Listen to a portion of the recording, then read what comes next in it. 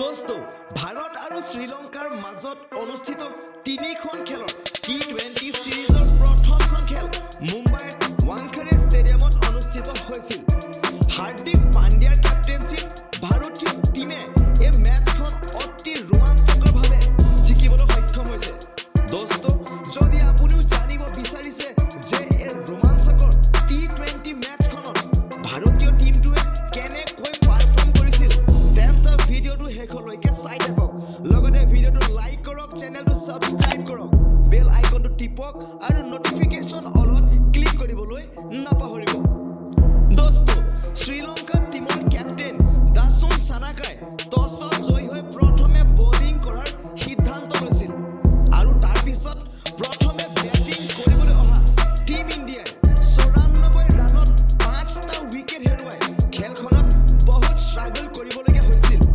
কিন্তু তেতিয়াই দীপক হুডাই এটা সুন্দৰ ইনিংছ খেলি ভাৰতক সন্মানজনক স্ক'ৰলৈ লৈ যায় আৰু লগতে তেওঁ 4টা ছিক্সো মাৰে।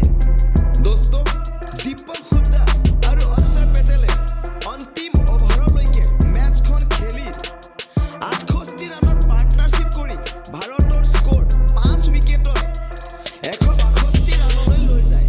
दोस्तो প্ৰথমে বেটিং কৰি ভাৰতে শ্ৰীলংকাৰ সন্মুখত 163 ৰানৰ লক্ষ্য ৰাখিছিল। টাৰ্গেট পিছা কৰোঁতে প্ৰথমতে শ্ৰীলংকাৰ আৰম্ভণিও অতি দুৰ্বল আছিল আৰু এনে পৰিস্থিতিত ভাৰতৰ বিজয় প্ৰায় নিশ্চিত হৈছিল। তাৰ পিছত ৱানিন্দু হাছাৰাংগা আৰু কেপ্টেইন দাসুন সানাকাই খেলখন ধৰি ৰাখি 40 ৰানৰ পাৰ্টনাৰশ্বিপৰ সহায়ত শ্ৰীলংকাক পুনৰ মেচখনলৈ ঘূৰাই আনিছিল।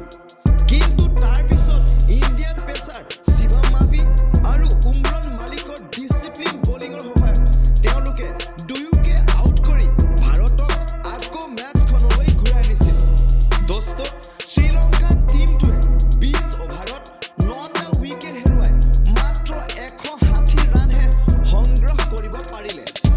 খেলখন অন্তিম অভাৰলৈকে খেলা হৈছিল, যাৰ কাৰণে এক্সাইটমেণ্ট লেভেলটো বহুত বাঢ়ি গৈছিল। অক্ষৰ পেটেলে অন্তিম অভাৰটো বলিং কৰিছিল।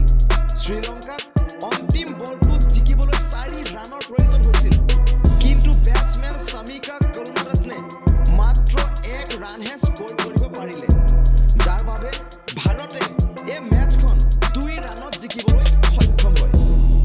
दोस्तो ভাৰতে প্ৰথমখন মেচত শ্ৰীলংকাক 2 ৰানত পৰাস্ত কৰি শৃংখলাটোত 1-0 অগ্ৰগতি লাভ কৰিছে।